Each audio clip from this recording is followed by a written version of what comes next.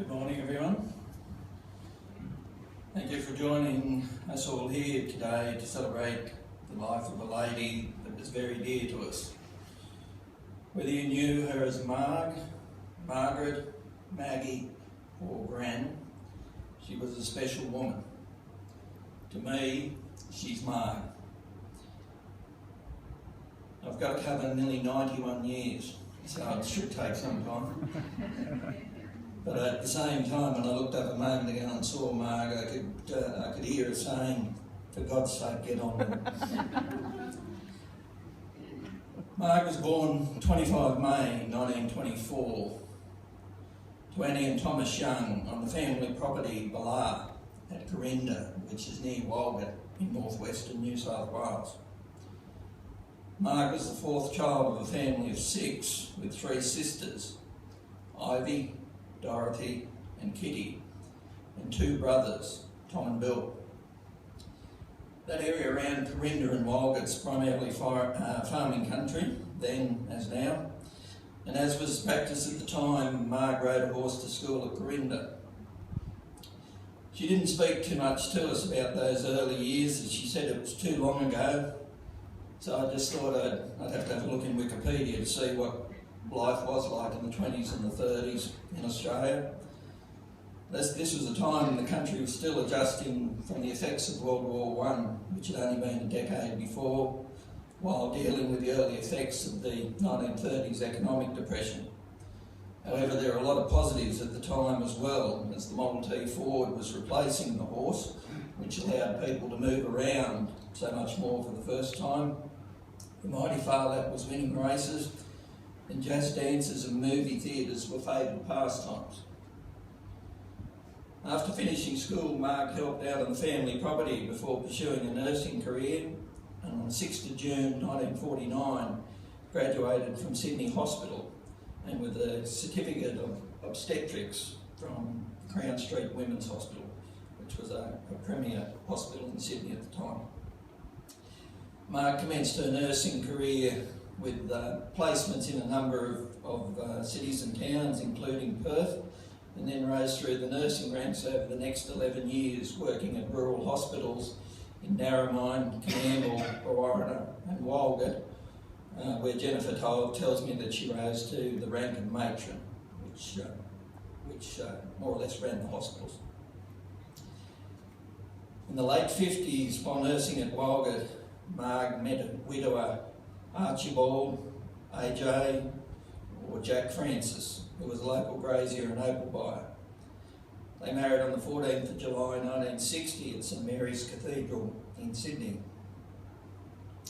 She joined her husband on the family property Wyoming, near Lightning Ridge, with her husband's children, Jennifer, Bill, Neil and Terry, who will join us today, and Andrew, who was sadly departed. In June of 1962, Marg and Jack were blessed with a daughter, Catherine, but tragically, just a few weeks later, Jack passed away. A huge blow to the whole family. However, individuals and families are strong, none more so than the Young and Francis families, who found the inner strength to continue. In time, Marg resumed her nursing career and worked at Walgett and Dunedoo hospitals before arriving in Parkes in 1974, where she became a district nurse, working in both the Parkes Hospital and with the frail and ill in their own homes until her retirement. Over the years that we're in Parkes, many people have told us that they valued Marg's counsel at difficult times. Nursing was her life, and she was rightly proud of what she had achieved and the many colleagues and friends she had made.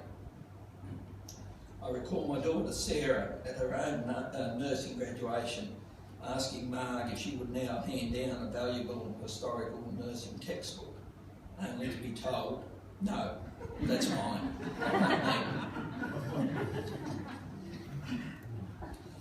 Margaret lived in Parkes for some 25 years and was well known and respected in the community. Her sister Dorothy also lived in Parkes with other family close by in Dubbo, and these were very happy years for her and Catherine.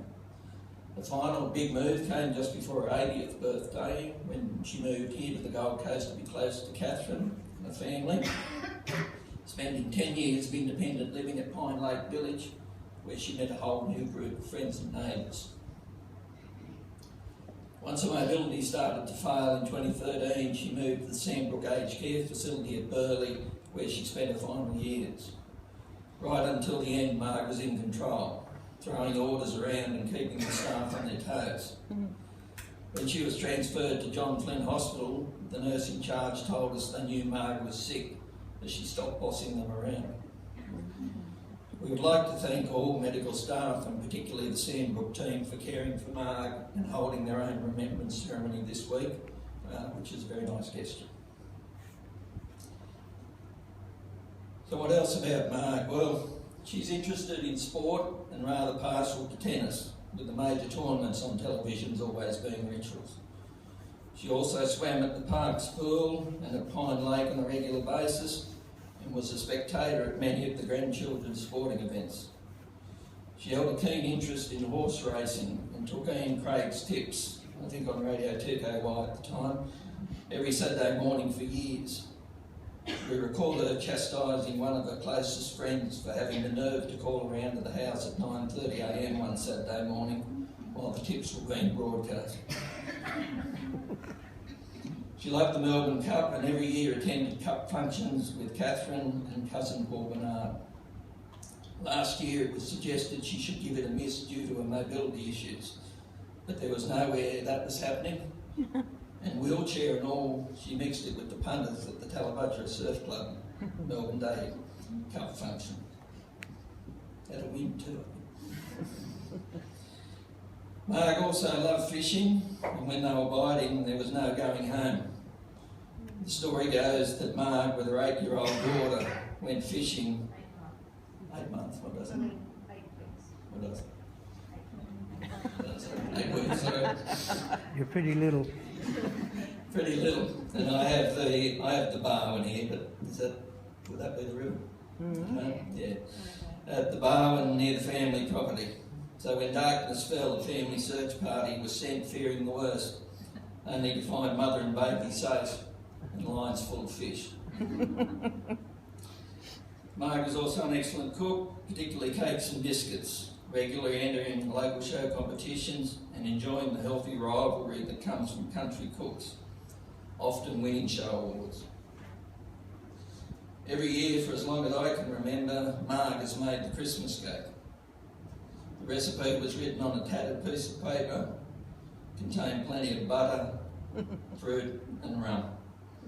Even my teetotaler mother went back for seconds. However, last Christmas, with failing health, Gran could not make the cake and entrusted it to her granddaughters. They changed the recipe a bit to suit today's low-fat ideas, and while it was good, it wasn't to Gran's standard, and she told them so. So I think this year we go back to the original recipe. Marg was a keen traveller and over the years visited Australia, New Zealand, Lord Howe Island, Hong Kong and America.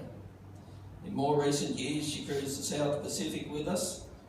Then at the age of 85 she fulfilled her childhood dream of an African safari when she travelled to South Africa with Catherine. You'll see a couple of shots of that shortly. At that stage she required a wheelchair for travelling, which presented some challenges, one of which was a tight airline connection in Johannesburg at 8 p.m. at night. After a mad dash across the tarmac, with Kathy pushing the chair and Marg barking orders, they were met with a, "I'm sorry, boarding is closed. You will have to travel tomorrow." Marg's response, "Kat, do something. Give them some money. Everyone takes money." She was right. Money talks, and they made the flight. You got tissues there? Tissue. Marg has a large extended family of young and young at heart who call her Gran. When you live to nearly 91, your range of duties continues to expand outside your immediate family. There are several Gran events that are notable, but one that rates highly on the Grandma Embarrassment Barometer occurred in a cinema in Dubbo. The movie was Spy Kids, and during a scary scene, a sudden piece of action prompted Gran to react with a loud scream and an "oh shit," which then caused its own ruckus in the cinema. He used to laugh, no.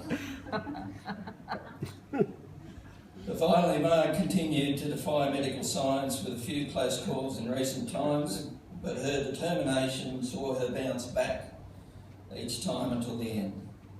Even as her ability to mobilise independently gradually failed, the frustration she must have felt from being mentally alert but unable to do too much rarely surfaced. Marg had a long and fruitful life and has left a positive legacy of grace and humility to those of us fortunate enough to know her. We will miss her, but we all carry her memories with us on our own journeys, and that will get us through. Thank you, Marg, and rest in peace. Thank you, Ben. Nicely done, Ben.